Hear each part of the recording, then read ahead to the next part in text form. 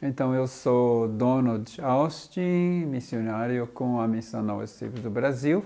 Eu nasci no Canadá e meus pais já foram missionários aqui no Brasil. Aliás, eu vim junto com eles. E voltando um pouco, quando meus pais estavam se preparando para vir para o Brasil, eu já tinha formado da escola e eu estava descobrindo o mundo de trabalho, de comprar coisas. Naquele tempo, eu era meio rebelde, eu não queria vir com meus pais. E eles queriam muito que eu viesse, mas eu falei, papai e mamãe, eu acho que eu vou ficar por aqui mesmo, depois eu vou estudar uma escola bíblica, mas na realidade, eu queria era continuar trabalhando e comprar uma moto, carro, essas coisas que eu tinha na cabeça. Só que Deus um dia usou um acidente de uma moto para alcançar meu coração. E me lembro aquela noite que eu não machuquei muito, mas eu fiquei bastante abalado. A moto ficou tudo machucada. E eu encostei minha moto ali, lá embaixo no pé de um morro, onde meu tio morava com ele. Deixei lá, eu fui subindo, é um lugar lindo, lá no interior do Canadá. Fui subindo ali no meio dos pinheiros. E como se Deus estivesse falando no meu coração, você está vendo, Dom, você está dando sua vida, investindo sua vida para essas coisas materiais que não têm valor nenhum. Você pode perder tudo de uma hora para outra, pode perder até a tua vida. Aí eu fiquei bastante abalado, até com medo. Eu cheguei lá na casa do meu tio, primeira coisa, peguei o telefone, eu liguei para meus pais. E eu falei, pai, mamãe, eu mudei, né, de mente, ideia, Deus está falando no meu coração, eu vou com vocês. Então ali começou a minha aventura aqui no Brasil. Então chegamos aqui no Brasil, cheguei com meus pais dia 14 de agosto de 1968. Aí no começo eu fiquei bastante chocado, não sei se foi um choque cultural, vendo umas coisas assim que eu não estava acostumado. Mas logo eu fui acostumando, aprendi o português, aí eu fiquei um ano lá no interior com meus pais, lá perto da tribo dos Yanomamis. Eu gostei muito porque eu gostava de caçar e pescar, fiquei ali um ano com meus pais e também estudando português. Eu viajava nos rios ali com os ribeirinhos. Aí depois que meus pais voltaram para Manaus, eu comecei a fazer planos de voltar para o Canadá ou os Estados Unidos para me preparar melhor, que Deus estava falando no meu coração para me envolver também na obra. Aí um colega de meus pais, um rapaz que eu já conhecia, ele lá nos Estados Unidos, agora ele era casado, ele disse, Dom, por que você, já que você quer ir para uma escola bíblica, um seminário para se preparar, por que você não considera estudar em Peniel, que eu não conhecia, não sabia nada de Peniel. Eu disse, não, uma escola bíblica da missão fica lá no sul de Minas, inclusive meu pai é professor lá, era Dr. Felipe. Aí eu escrevi para lá e, resumindo a história, eu fui aceito, fui estudar lá. Aí eu me preparei, 3 anos, preparo, e aprendi muito da Bíblia, aprendi mais o português com convivência com os colegas e tudo. Inclusive eu conheci a Dalvinha lá, que hoje é minha esposa. Mas eu formei de Peniel e fui fazer o curso missionário, curso linguístico. Aí eu cheguei na tribo, na aldeia lá em Rondônia, em 1975, solteiro. E eu estou lá até hoje.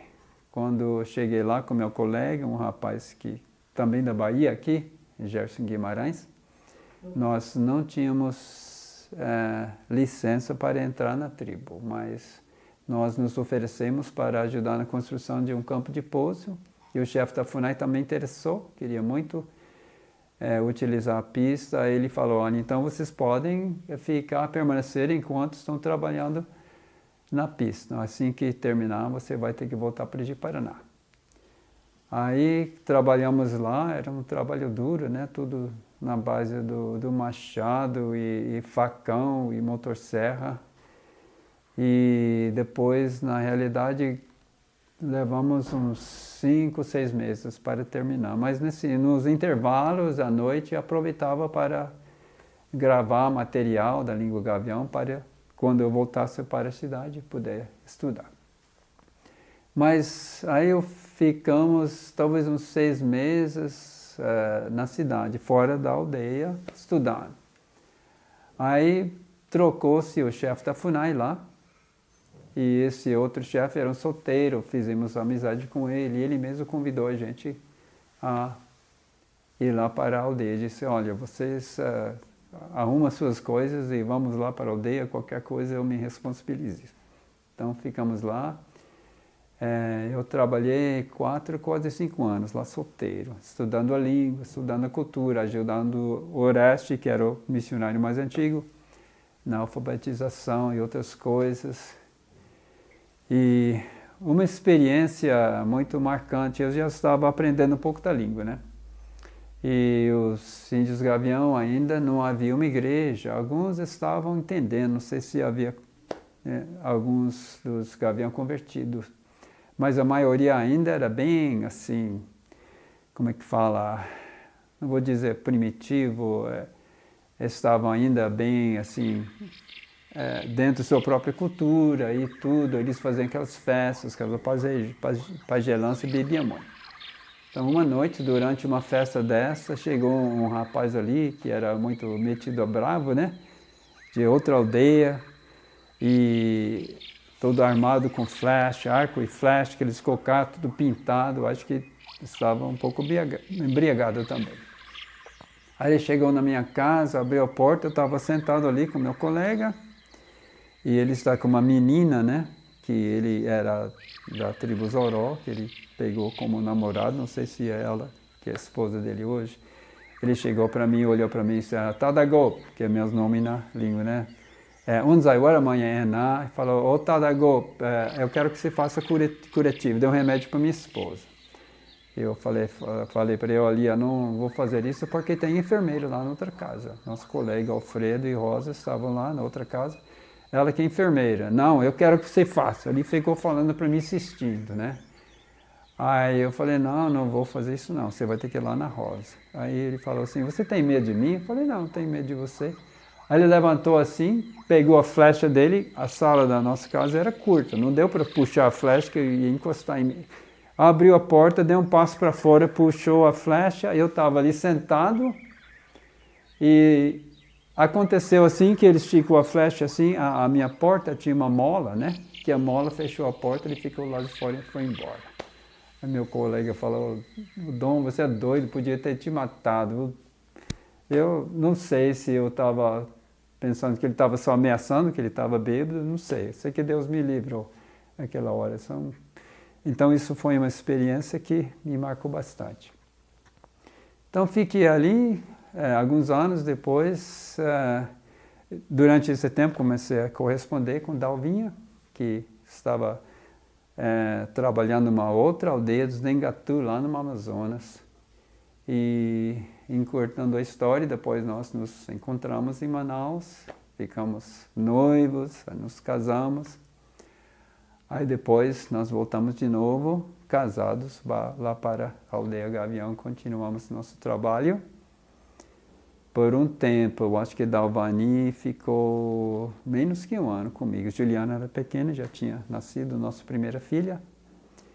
E aí levantou uma perseguição de um delegado da FUNAI, ele era administrador de toda a área de Rondônia, uma parte da Amazônia. O nome dele é Apoena Meirelles, hoje ele já não está vivo. Estão perseguindo a gente, falando que não podia admitir a presença de pessoas estrangeiras na tribo e tudo, mas era perseguição religiosa, que alguns dos nossos colegas também eram brasileiros. Aí no fim chegou ele elaborou um ofício exigindo a nossa retirada. Aí chegou até com polícia lá, ameaçando a gente.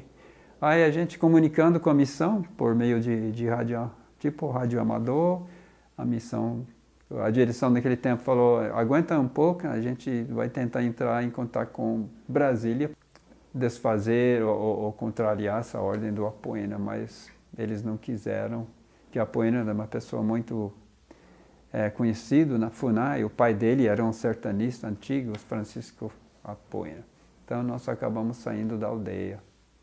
Aí durante esse tempo que estávamos fora, ficamos ajudando na missão, no Instituto de Treinamento Missionário, o Instituto Chiquina, naquele tempo era Mato Grosso do Sul. Depois ajudamos quase 10 anos o Instituto Macedônia, lá no interior de Pernambuco. Aí depois de um tempo a porta abriu novamente para o trabalho indígena lá em Rondônia, lá na tribo que estávamos trabalhando, os Gavião. Aí eu fiquei, várias vezes eu pedi para a missão para a gente poder voltar para a aldeia, porque eu queria voltar para lá e continuar o trabalho, né? Que Deus tinha colocado no nosso coração. E ele sempre, não, mas aguenta um pouco, temos que arrumar um substituto. Aí chegou um dia que eu escrevi uma carta para eles, eu falei, se esperar muito eu vou estar velhinho, quando eu chegar lá não vou poder fazer nada, né? Mais nada. Aí no fim eu falei, estou saindo de Chiquinha, estou indo para Rondônia. Aí eles viram que não tinha jeito como me segurar. Aí voltamos para lá em 2001, talvez, e estamos lá até agora. E graças a Deus hoje tem uma igreja estabelecida, fruto do trabalho do Oreste e outros colegas, e depois chegaram colegas novos que estão lá agora, e já tem uma igreja formada, os missionários lá e já estão envolvidos junto com colegas, com jovens Gavião na tradução da Palavra de Deus. Então, graças a Deus, e inclusive outra tribo Zoró, que nós, na realidade não fomos nós, mas por si mesmo eles fizeram contato, frente de atração com os fazendeiros naquele tempo. Depois a FUNAI entrou no meio, eles chegaram à nossa aldeia.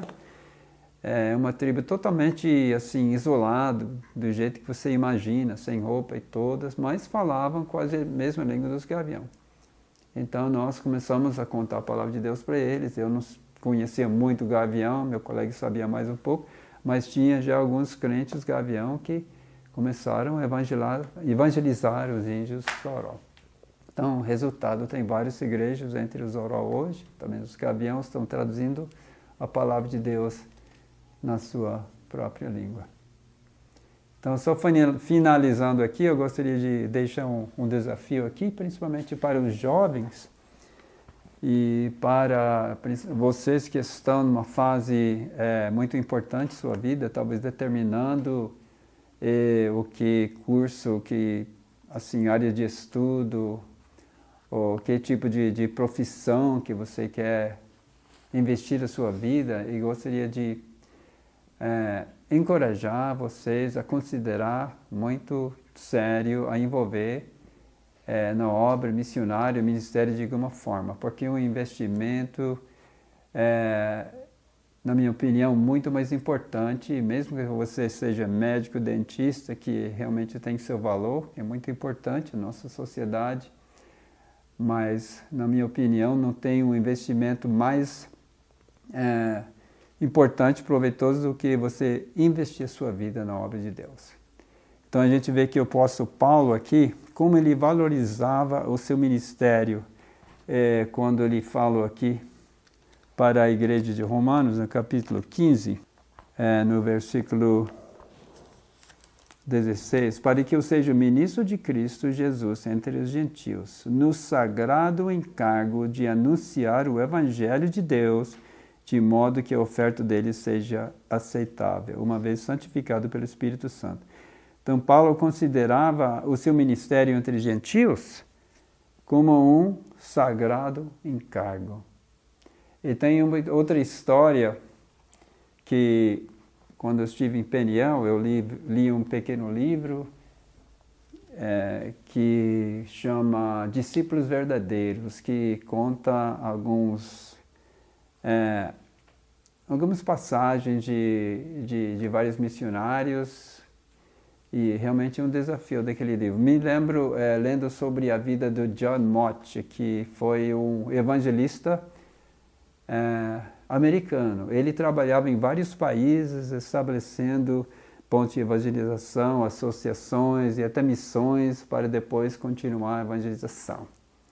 Então ele estava, eu não sei se foi na Índia, na China, ele trabalhou nos dois, também no Japão. Estava em um desses países, aí a embaixada americana ficou sabendo da habilidade dele de entrosar com o povo gostava muito dele, então lhe ofereceram esta, como é que chama, oportunidade de se tornar embaixador naquele país. E a resposta dele foi marcante, ele falou, olha, eu jamais deixarei de ser embaixador do Rei dos Reis para ser apenas um embaixador dos Estados Unidos.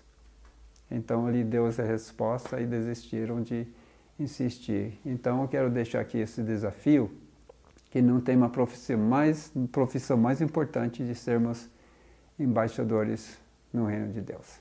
Eu já mencionei que hoje tem uma igreja forte no meio do povo Gavião, e também os Oró e os Arara, e até outras aldeias, outras tribos na região, os Sintalaga, os Suruí, já tem crentes, já tem uma igreja estabelecida no meio dele.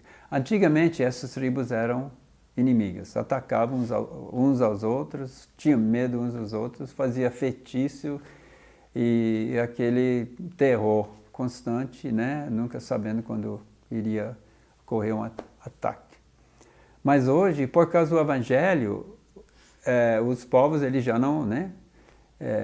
Já acabou aquela inimizade uns com os outros, inclusive eles se encontram, eles têm os encontros, conferências, que eles ajuntam, né, os irmãos de igrejas de várias tribos, eles se unem, agora se abraçam, os irmãos, e alguns dos mais antigos até lembram, até achando engraçado, né, rindo daquele, você lembra daquele tempo, nunca a gente ia reunir assim, queria nem ver a cada um do outro, tinha medo uns dos outros, e os mais antigos, né, que lembram daquelas histórias, né. E agora eles são todos irmãos em Cristo, né, tem aquela comunhão, aquele entrosamento uns com os outros. E o livro de Efésios foi traduzido na língua gavião. E aqui Paulo falando sobre a inimizade que existia entre os judeus e gentios, o povo gavião e Zoró pegou essa referência aqui do livro de Efésios, fizeram uma aplicação pessoal. Então Paulo falando ali em Efésios 2, capítulo 12, naquele tempo estavam sem Cristo, separados da comunidade de Israel, estranhos das alianças da promessa, não tendo esperança e sem Deus no mundo. Mas agora em Cristo Jesus, vós que antes estáveis longe, fostes aproximados pelo sangue de Cristo, porque Ele é a nossa paz, o qual de ambos fez um, tendo derrubado a parede da separação que estava no meio.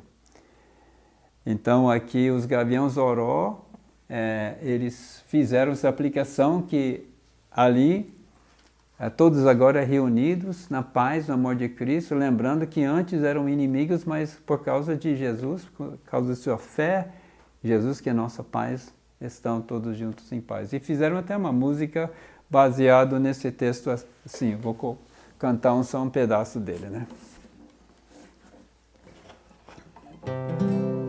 Pamauala Jesus ma, Pamauala Jesus ma, Pamauala Jesus ma, Moyena Pamatala, Boligon Padianeia, Pimapi Jesus Cristo ma, Pamauala Jesus Cristo ma, Boligon Padianeia, Pimapi Jesus Cristo ma, Pamauala Jesus Cristo ma.